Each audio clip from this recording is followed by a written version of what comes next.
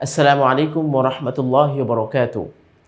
আলহামদুলিল্লাহি ওয়া কাফা ওয়া সালামুন আলা ইবাদিহিল্লাযীনা ইসতাফা, আম্মা বা'দ। টেকনিক এডুকেশনের পক্ষ থেকে সকল দর্শক এবং শ্রোতাকে অভিনন্দন জানিয়ে আমপাড়ার যে ধারাবাহিক আমাদের সূরাগুলোর আলোচনা ছিল তার সর্বশেষ সূরাতুন নাবা নিয়ে উপস্থিত হয়েছি এখন। ইতিমধ্যে আমাদের প্রায় ৩৫+ সূরা কিন্তু আপনার ৩০ নম্বর পারার মধ্যে রয়েছে।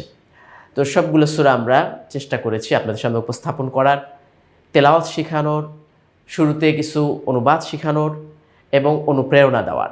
তো অনুপ্রেরণামূলক আরও দুটি হাদিস আজকে বলে তারপর আমরা সূরাটাকে শেষ করছি। তো দুটি হাদিস বলি। একটি হচ্ছে হযরত জাবের রাদিয়াল্লাহু তাআলা আনহু থেকে বর্ণিত, রাসূলুল্লাহ সাল্লাল্লাহু আলাইহি ওয়াসাল্লামের কর্মকাণ্ড বলছেন, বুখারীর বর্ণনা। তো জাবের রাদিয়াল্লাহু তাআলা বলছেন যে রাসূলুল্লাহ সাল্লাল্লাহু আলাইহি সাল্লাম সহ যখন উহুদের যুদ্ধে আমরা যুদ্ধ করছিলাম, তখন দুইজন সাহাবী ইন্তেকাল করলেন, শহীদ হয়ে গেলেন আল্লাহর রাস্তায়।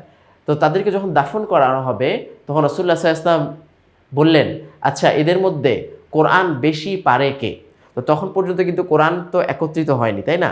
তো কোরআন কেউ দেখা গেছে কারো কাছে 5টা সূরা আছে, কেউ 5টা সূরা জানতো, কেউ 2টা সূরা মুখস্থ জানতো, কেউ দেখা গেছে অর্ধেক কোরআন মুখস্থ জানতো, কেউ কোরআনের কিছু আয়াত মুখস্থ জানতো, এইভাবেই কিন্তু তারা জানতো। তো ইশারা করে দেওয়াখানো হলো অমুক ব্যক্তির কোরআন এই ব্যক্তির থেকে ভালো। তো রাসূলুল্লাহ সাল্লাল্লাহু আলাইহি ওয়াসাল্লাম বললেন, তাকে আগে কবরে নামাও। এই যে কোরআনের সম্মান, কোরআন আসলে যার ভিতরে থাকে আল্লাহ তাআলা তার সম্মানকে বাড়িয়ে দেন দুনিয়াতে এবং আখিরাতেও। এইগুলো এক, এটা তো পজিটিভ সাইড আমি বললাম। এবার নেগেটিভ সাইড শুনেন। কোরআন সবচেয়ে বেশি পলায়নপর। বুখারীর অন্য হাদিসে রাসূলুল্লাহ সাল্লাল্লাহু আলাইহি ওয়াসাল্লাম বলেন যে তোমরা কোরআনকে সংরক্ষণ করো, হেফাজত করো, ধরে রাখো, আঁকড়ে ধরে রাখো। কেননা আরবে সবচেয়ে পলায়নপর উট যেমন রশি বাঁধা না থাকলে চলে যায়, কোরআন অতি দ্রুত সে উটের মতো অন্তর থেকে পলায়ন করে। তো দেখবেন কেউ একটা সূরা শিখলো, 2-4 দিন পড়লো না, এরপরে কিন্তু তার এই সূরাগুলো আবার গোজামিল শুরু হয়ে যায়। আস্তে আস্তে অনেক দিন নামাজের মধ্যে পড়লো না, সূরাটা একবারে ভুলেই যাবে। অনেকের কিন্তু এই সমস্যাটাই হয়। হ্যাঁ, কোরআন ছোটোবেলায় শিখে কিন্তু চর্চা না থাকতে থাকতে সূরাগুলো অনুশীলন না করতে করতে আস্তে আস্তে লাস্ট পর্যন্ত কিন্তু চলেই যায়। তো এমনটি যেন না হয়। কোরআনকে মর্যাদা দিয়ে অবশ্যই আমি আমার জীবনকে সফলতার দিকে এগিয়ে নিব, এটাই হচ্ছে আমাদের কামনা। তো আমি সূরা শুরু করছি। সূরা নাবা। নাবা মানে কি? সংবাদ। তো এখানে আল্লাহ তাআলা বিভিন্ন ধরনের সংবাদ দিচ্ছেন, বিশেষ করে কিয়ামত সম্পর্কে এবং মানুষের অবস্থা সম্পর্কে বিভিন্ন ধরনের সংবাদ দিচ্ছেন। তো মক্কায় অবতীর্ণ সূরাটির আয়াত সংখ্যা কত? 40 আর রুকু সংখ্যা 2, যেহেতু লম্বা একটি সূরা। বিসমিল্লাহির রহমানির রহিম। আম্মা ইয়াতাসাআলুন। আম্মা ইয়াতাসাআলুন আনিন নাবাইল আযীম। আনিন নাবাইল আযীম। এই নাবা শব্দ থেকে কিন্তু এখানে নাবা নামকরণ করা হয়েছে, বড় সংবাদ, কিয়ামতের সংবাদ। আল্লাযী হুম ফীহি মুখতালিফুন। আল্লাযী হুম ফীহি মুখতালিফুন। কাল্লা সায়া'লামুন। كلا سيعلمون ثم كلا سيعلمون ألم نجعل الأرض مهادا. ألم نجعل الأرض مهادا والجبال أوتادا. والجبال أوتادا وخلقناكم أزواجا. وخلقناكم أزواجا وجعلنا نومكم سباتا.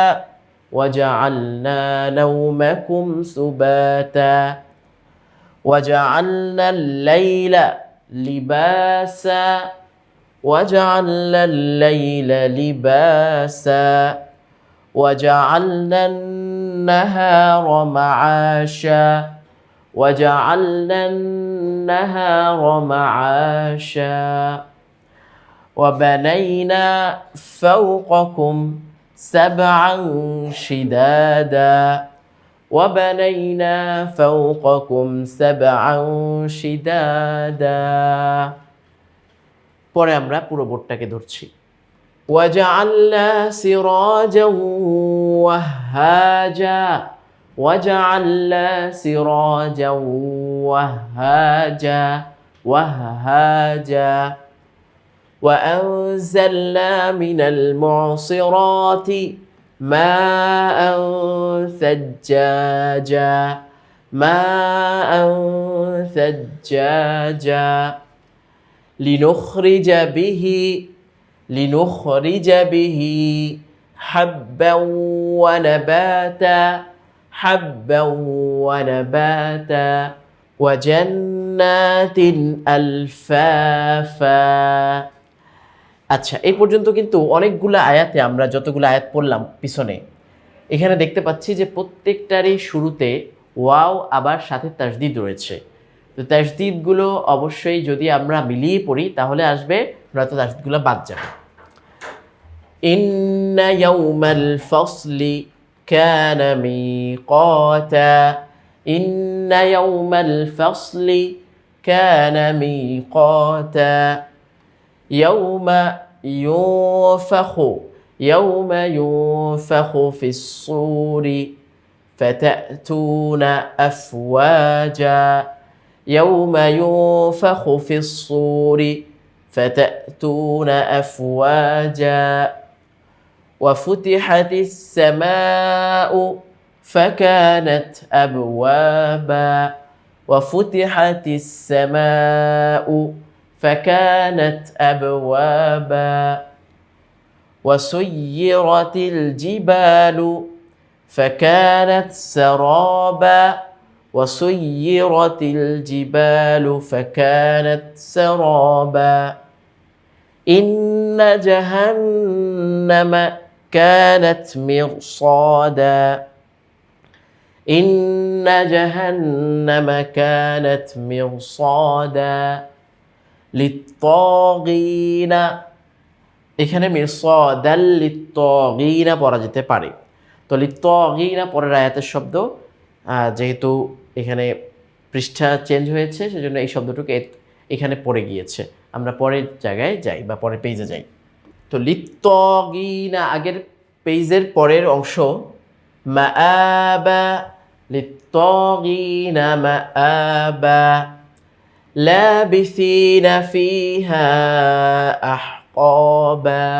أحقابا لابثين فيها أحقابا لا يذوقون فيها بردا ولا شرابا لا يذوقون فيها بردا ولا شرابا إلا حميما وغساقا حميما وغساقا جزاء وفاقا جزاء وفاقا إنهم كانوا لا يرجون حسابا إنهم كانوا لا يرجون حسابا وكذبوا بآياتنا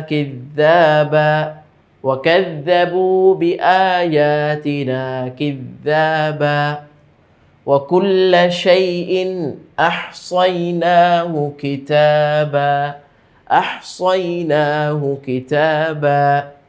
فذوقوا فلن نزيدكم إلا عذابا فذوقوا فلن نزيدكم إلا عذابا إن للمتقين مفازا إن للمتقين مفازا حدائق وأعنابا حدائق وأعنابا وكواعب أترابا وكواعب أترابا وكأسا دهاقا وكأسا دهاقا لا يسمعون فيها لغوا ولا كذابا لا يسمعون فيها لغوا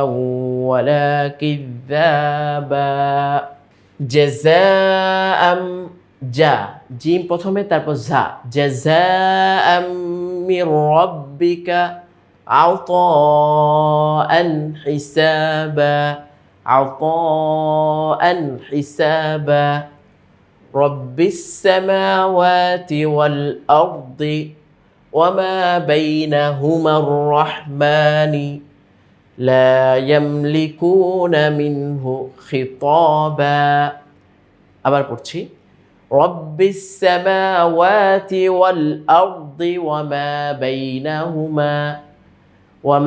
بينهما الرحمن لا يملكون منه خطابا يوم يقوم الروح والملائكة صفا لا يتكلمون